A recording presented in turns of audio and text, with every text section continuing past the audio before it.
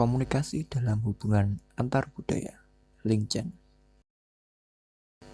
Dan berikut ini adalah hal-hal yang akan kami sampaikan dalam presentasi kali ini. Komunikasi dalam hubungan antar budaya.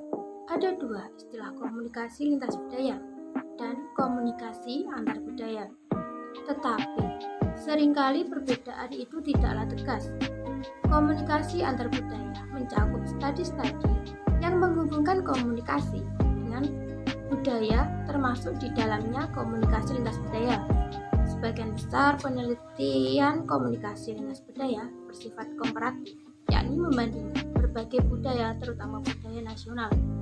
Walaupun banyak juga para peneliti yang mengartikan budaya sebagai etnis, ras, komunikasi antar generasi.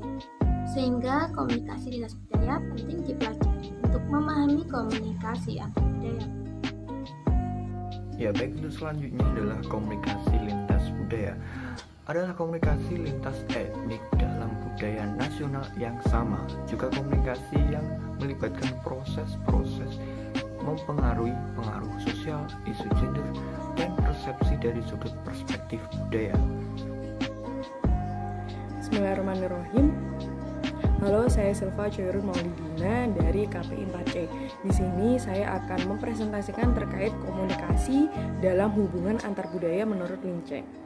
Lingchen sendiri mengemukakan bahwa pada dasarnya hubungan antar budaya itu berhubungan dengan hubungan antar pribadi, sehingga pertemuan antar individu yang menghasilkan suatu komunikasi, yaitu komunikasi dua arah atau yang kita sebut juga dengan dialog. Dari teori ini akan menghasilkan yang namanya pendekatan dialektikal. Melalui pendekatan dialektikal ini akan terjadi seperti kemiripan, ketidakpastian atau identitas budaya, social support, status sosial yang merupakan kekuatan dari pendekatan tersebut gitu. Jadi pendekatan dialektikal ini ketika terjadi dengan kuat atau secara terus-menerus akan menyebabkan yang namanya perubahan gitu.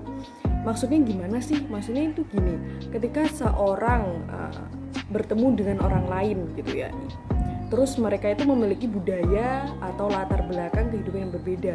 Dari lingkungannya, kemudian apa yang dia suka, itu pasti akan berbeda satu sama lain.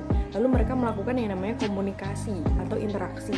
Mereka saling mengobrolkan hal ini, bahkan dari gerak-gerik nonverbal itu mereka akan kelihatan gitu. Nah, semakin intens atau semakin sering mereka berkomunikasi, maka akan terjadi perubahan-perubahan yang dapat mempengaruhi unsur satu dan unsur yang lain gitu. Karena pada dasarnya kan budaya tidak hanya kesenian atau tradisi atau adat, tapi juga bagaimana pola pikir manusia itu, bagaimana pola pikir atau pola hidupnya gitu. Nah, ketika mereka itu saling berkomunikasi, maka akan saling mempengaruhi. Nah, seperti contoh yang berikut, bahwasannya yang seperti sudah saya jelaskan, adanya hubungan atau pola komunikasi antara dua orang dengan dua latar belakang yang berbeda gitu. Nah, karena mereka sering berkomunikasi, maka sesuai yang dikemukakan Chen ini, semakin kuatnya pendekatan dialektis atau semakin kuatnya komunikasi dan dialog mereka, maka akan terjadi perubahan. Seperti itu. Jadi itu adalah komunikasi dalam hubungan antar budaya menurut Lingchen. Terima kasih.